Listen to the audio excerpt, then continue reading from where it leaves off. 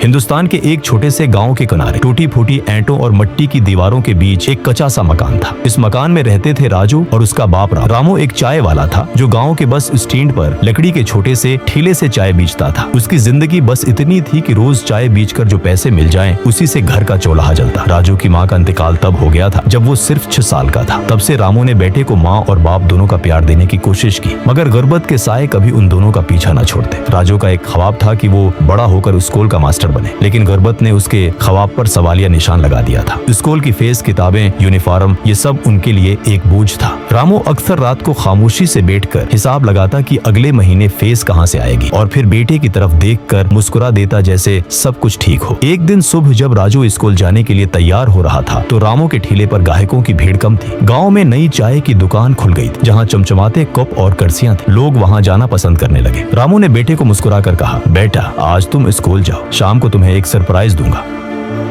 राजू खुशी खुशी चला गया, लेकिन उसे मालूम न था कि उसके बाप की आंखों में छुपी फिक्र कितनी गहरी है। दोपहर को अचानक मूसलाधार बारिश शुरू हो गई। रामू का ठेला बारिश में भीग गया। चीनी, चाय की पत्ती, दूध सब खराब हो गया। उस दिन का सारा माल जाये हो गया। शाम को जब राजू घर लौटा तो उसने देखा कि उसके बाप के हाथ कांप रहे थे। क्या हुआ बाप? रामू ने मुस्कुराकर कहा, कुछ नहीं बेटा, बस थोड़ा थक गया हूँ। लेकिन उसकी आंखों में छिपी नमी सब कुछ कह गई। अगले चंद दिन रामू ने आधार पर दूध और चीनी ली। गाँव के लोग पहले तो मदद करते रहे, मगर कर्ज बढ़ता गया। एक दिन दूध वाला गुस्से में बोला, रामू भाई, जब तक पुराना हिसाब साफ नहीं होता नया दूध नहीं मिलेगा। उस दिन रामू ने सारा दिन सिर्फ पानी और चाय की पत्ती से ग्राहकों को चाय पिलाई और झूठ बोला, ये नई स्पेशल चाय है, बहुत सेहतमंद है।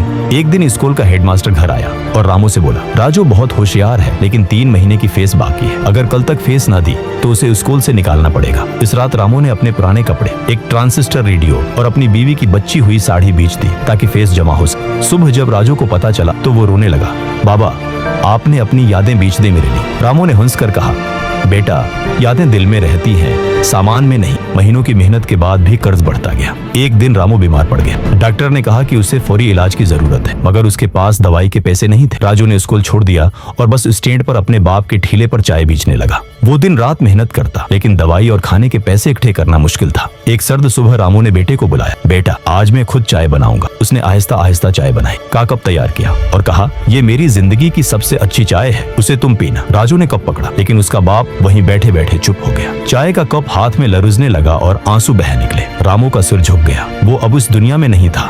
उस दिन राजू की दुनिया अंधेरी हो गई, लेकिन उसने अपने बाप का ठेला बेचा नहीं। वो हर सुबह वही पुराना लकड़ी का ठेला खड़ा करता और ग्राहकों को चाय पिलाते वक्त कहता, ये चाय एक बाप के ख्वाब की खुशबू है। सालों बाद राजू ने इतनी मेहनत की कि वो गांव का स्कूल मास्टर बन गया, लेकिन स्कूल से पहले वो हमेशा बस स्टैंड पर एक कप चाय पीता, इसी जायके की जो उसके बाप ने आखिरी दिन बनाई थी।